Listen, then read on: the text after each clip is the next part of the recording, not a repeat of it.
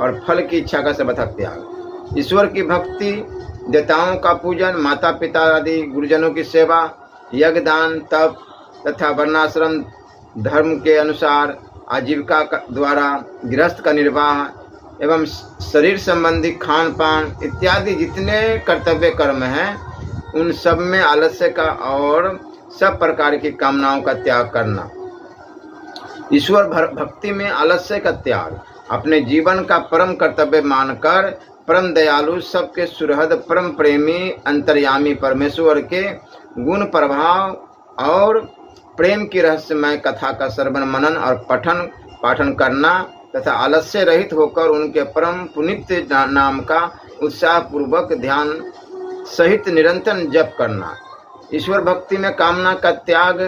इस लोक और परलोक के संपूर्ण भोगों को क्षण भंगुर, नाशवान और भगवान की भक्ति में बाधक समझकर किसी भी वस्तु की प्राप्ति के लिए न तो भगवान से प्रार्थना करना और न मन से इच्छा ही रखना तथा किसी प्रकार का संकट आ जाने पर भी उसके निवारण के लिए भगवान से प्रार्थना न करना, अर्थात हृदय में ऐसा भाव रखना कि प्राण भले ही चले जाए परंतु इस मिथ्या जीवन के लिए विशुद्ध भक्ति में कलंक लगाना उचित नहीं है। जैसे भक्त प्रहलाद ने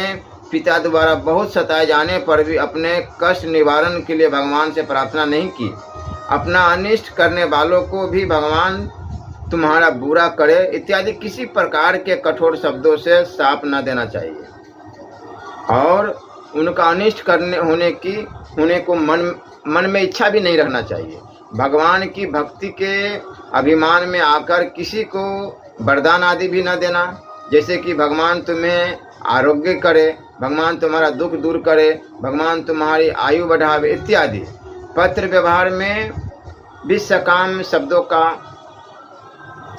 न लिखना, अर्थात जैसे उठे श्री ठाकुर जी सहाय छय,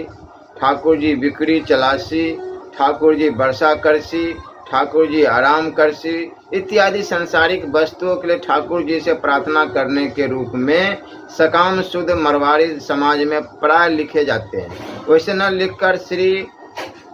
परमात्म देव आनंद रूप से सर्वत्र विराजमान है, श्री परमेश्वर का भजन सार है इत्यादि निष्काम मांगलिक शब्द लिखना तथा इसके सिवाय अन्य किसी प्रकार से भी लिखने बोलने आदि में सकाम शब्दों का प्रयोग न करना। देवताओं के पूजन में आलस्य और कामना का त्याग शास्त्र मर्यादा से अथवा लोक मर्यादा से पूजन के योग्य देवताओं को पूजने का नियत समय आने पर उनका पूजन करने के लिए भगवान की आज्ञा